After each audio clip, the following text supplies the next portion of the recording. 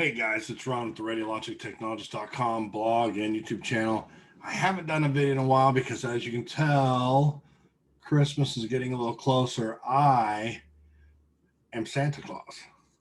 I grow my beard out every winter, and for the past, I need my little wax to make the curly handlebars. But for about the past 5 years, I've been the local Santa Claus in my town at the churches and schools and whatever. My favorite part is randomly going out during Christmas season, like walking through Best Buy and taking pictures with everybody and all that stuff. But I haven't done a video in a while because it's just been super busy. And so I wanted to do a quick one because I've seen I've seen a lot of different questions popping up, and I haven't done a video in a while. So I've just been answering a lot of them in the comment sections. But CT scanning, cross training into CT scanning has been a pretty common question lately. And so I just thought I'd go over real quick kind of how that works, what you can expect out of CT, how you can get into CT cross training, kind of maybe what that looks like. So I learned CT when I was an Xray student. When I went through clinicals way back in the day, the guy I had clinicals on the week. I had a Friday, Saturday, Sunday clinical rotation. I'm sure they still do that somewhere, but um, Friday, Saturday, Sunday, so that I could work during the week because we're not supposed to work when we go to Xray school. But I was working when I was going to Xray school, and I'll bring the mic a little closer. So I'd be on this weekend shift with old Captain Jim Shepard, there at Mesa General Hospital in Mesa, Arizona. And it was just me and Jim. Sometimes there was another guy, a good friend of mine named Eric Harold, used to work there. And if there wasn't anything going on, meaning X-ray wise, but there was a CT, Jim would say, "Come on, let's go do some CT. Let me teach you how to do the CT." And I never really knew why he was so adamant about teaching me CT, but he was. And I won't say he was relentless, but he was relentless. So I used to joke that he did it so that he didn't have to do the CAT scans anymore. But it basically started with you got to kind of get to know the equipment. As most of you know, the CT is a big donut-looking machine. It's the donut part's called the gantry, and you can find videos of it on YouTube. But inside is a couple of tubes that rotate 360 degrees around the patient's body, and it's actually acquiring images all the way around. And so you have the gantry, you have the table, and then you have the control room where you sit back and take care of the controls. Now, there's two sets of controls. There's the controls back in the control room behind your leaded glass, but there's also controls on both sides of the gantry so that you can push these buttons, whether you're a left-sided or right-sided person, left-handed or right-handed, however you want to say it, or maybe you end up on the other side because of how you had to put the patient on the table or whatever. But you can raise the table up and down, and you can make it go in and out of the gantry. And then there's some other things you can do with those buttons. And whenever you're lining a patient up for a CAT scan on the table, much like when you're taking an X-ray, if you have a little laser light on your X-ray tube and it shines a light down, you can sometimes see a crosshairs or something like that. CT does the same thing. It has a little laser button, and like if you're doing a head, you line up at the EAM, and you've got two lines going through where you kind of line up right at the ear, a little X right there at the ear. And so you raise the table up and down, in and out, put the laser on them to center them, ISO center. And then what else you have? You can turn the light off. And then there's kind of like a start button.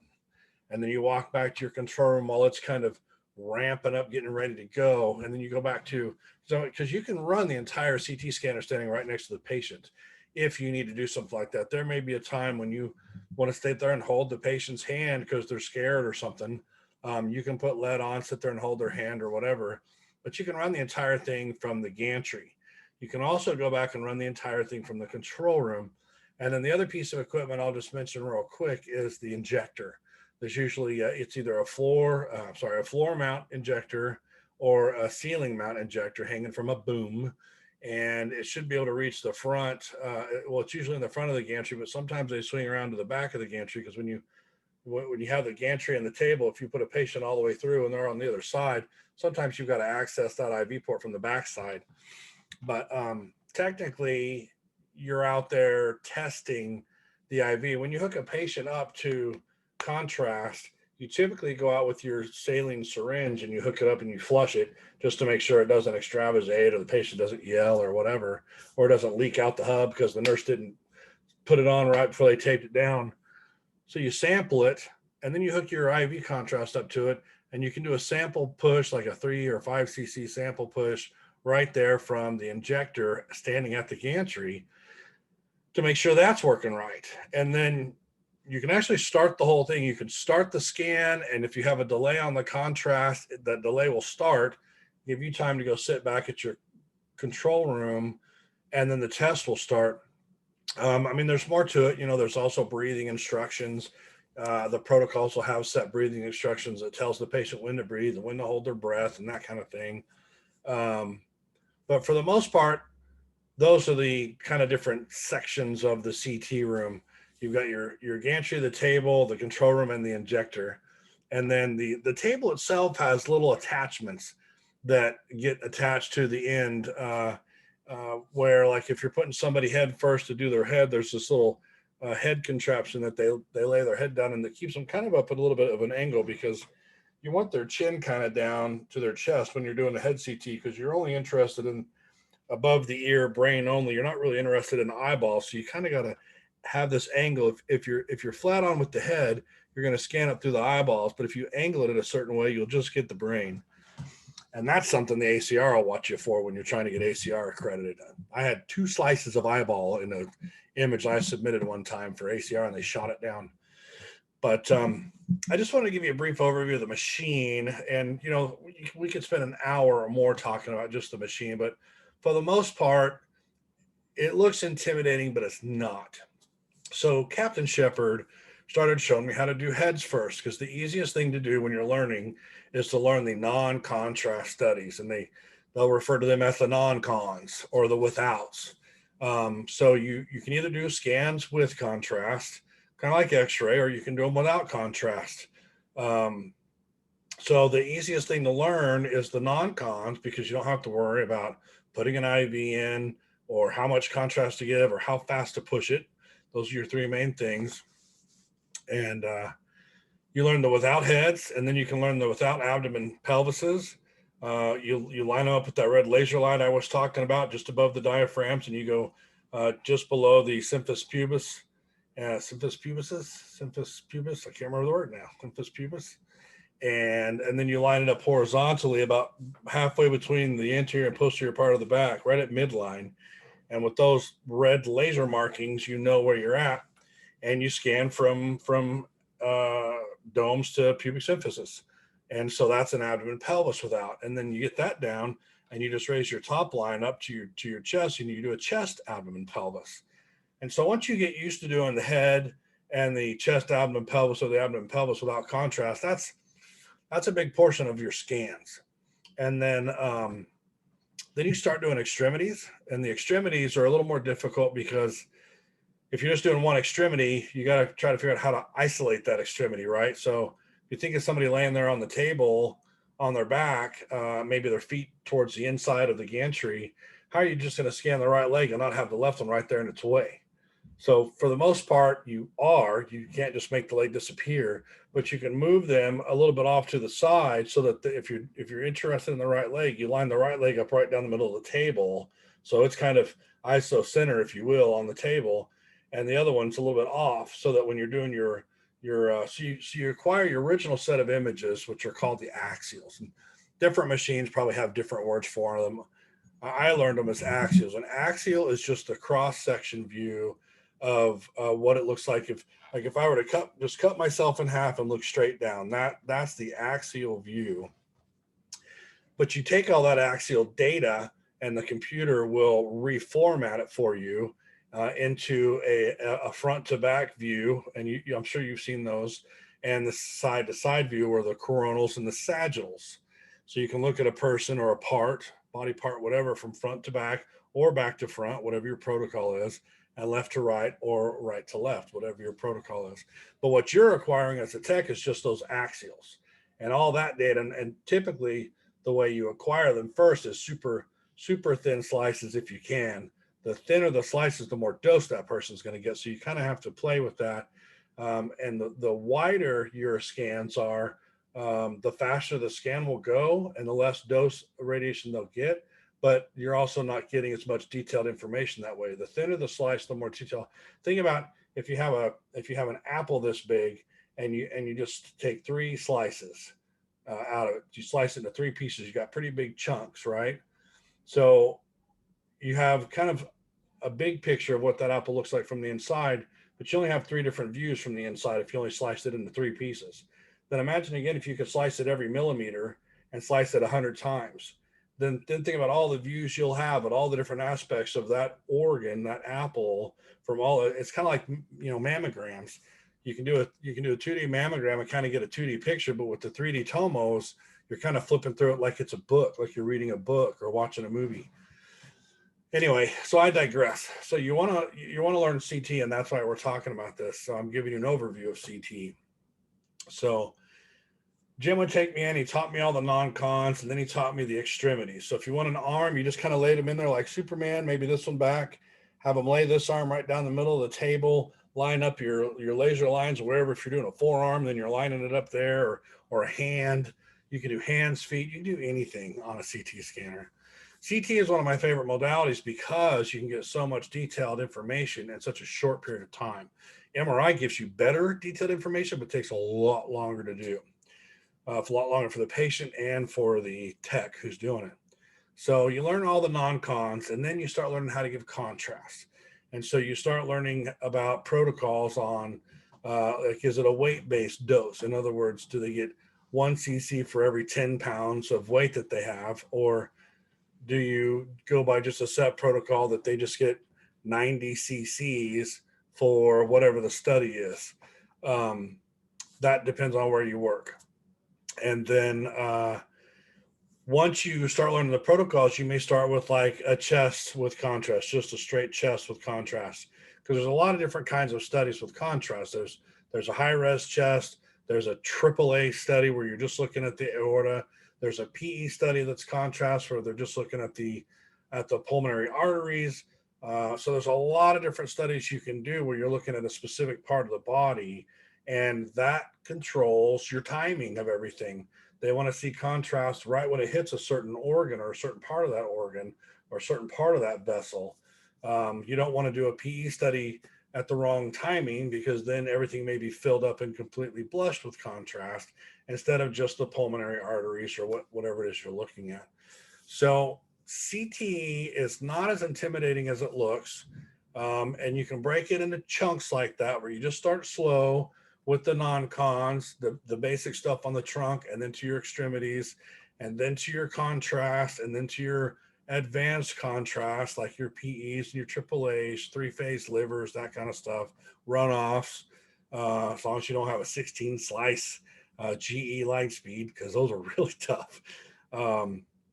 And I would say then it's just a matter of repetition. Oh, and just write it down. If you don't know how to do it, and if you've got somebody that's teaching you that's nice enough to let you write down step by step, just write it down in a notebook. So where I was at, Captain Shepard didn't know how to do PE studies automated. There's an automated and there's a manual. Jim always just set a timer for, I think it was 18 seconds or something like that. He'd start the contrast, and at 18 seconds, he'd hit go.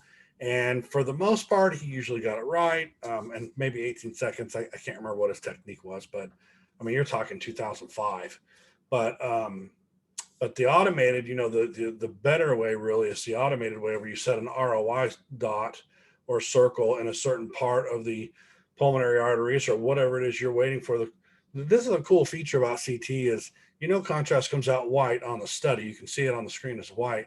Well, you can place this little ROI, or this area of interest, and when that area blushes to a certain whiteness, and they judge that by the Hounsfield unit, or the exact unit of color that it reaches, when that little circle reaches a certain whiteness, it will trigger the scan to start. So if you're scanning the descending aorta and you put an ROI circle right there in that descending aorta, as the contrast is going through it, once it fills up and illuminates to a certain Hounsfield unit that you set, it'll trigger that study to start.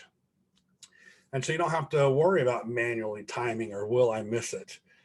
Because how long it takes for your contrast to get to a certain place in the body sometimes depends on things like where the IV is located. If you've got a wrist IV and you can use them, but we don't like to, but you can use them. We like the anticubes. Sometimes we're asked to use subclavians or IJs or something in the foot.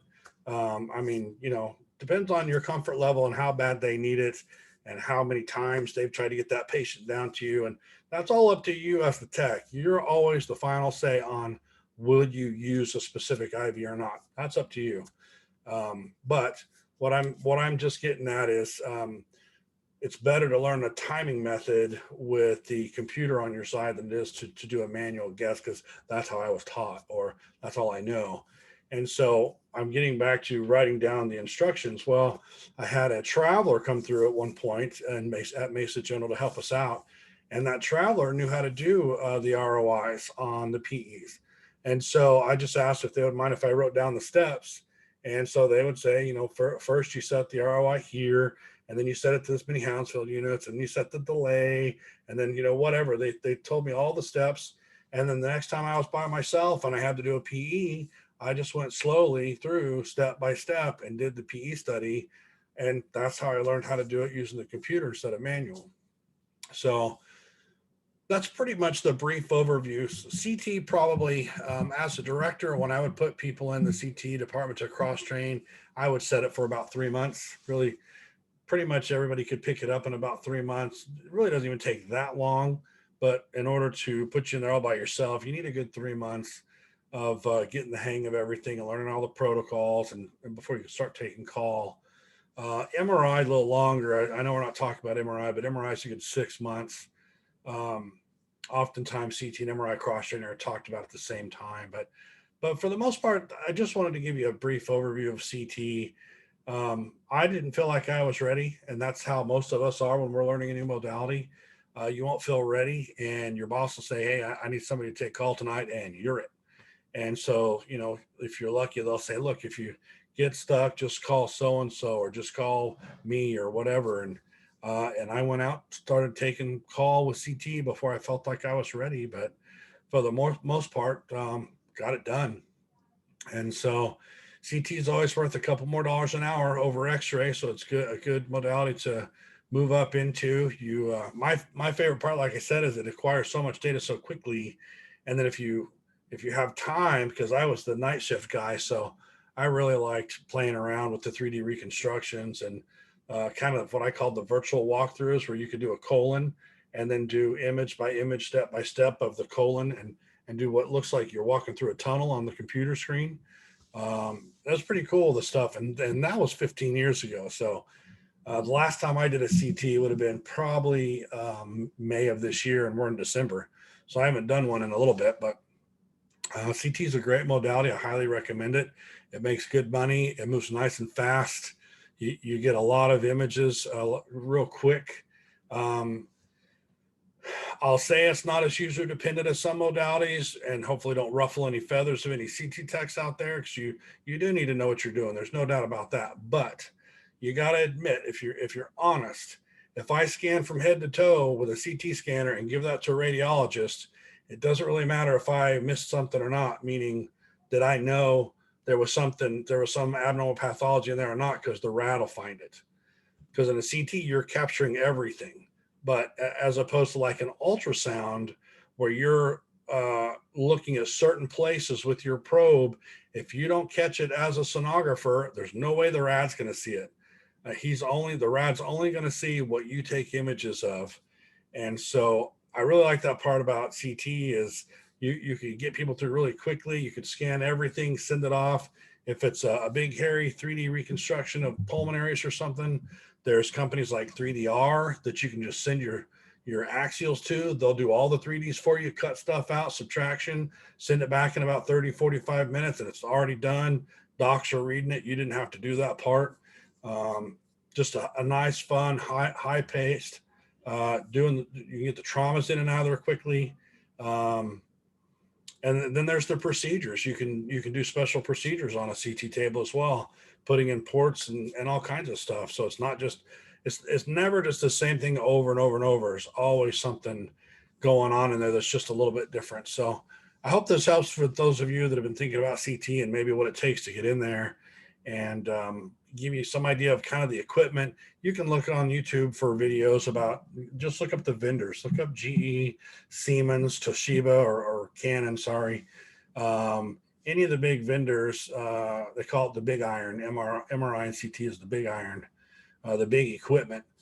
Lots of videos about how they work and how they move and what button does what. But it's not that difficult to learn. Don't stress out about it. If you want to shadow, go shadow, get a look at it, see what it's like before you commit to it. But love CT, was one of my favorite modalities. And if you have any questions, leave them in the comment section below. I'm happy to answer them. Thanks for stopping by my blog and checking it out at the Radiologic Technologist.com. And thanks for visiting this YouTube channel. I appreciate it. And we'll see you guys later. Happy holidays and Merry Christmas.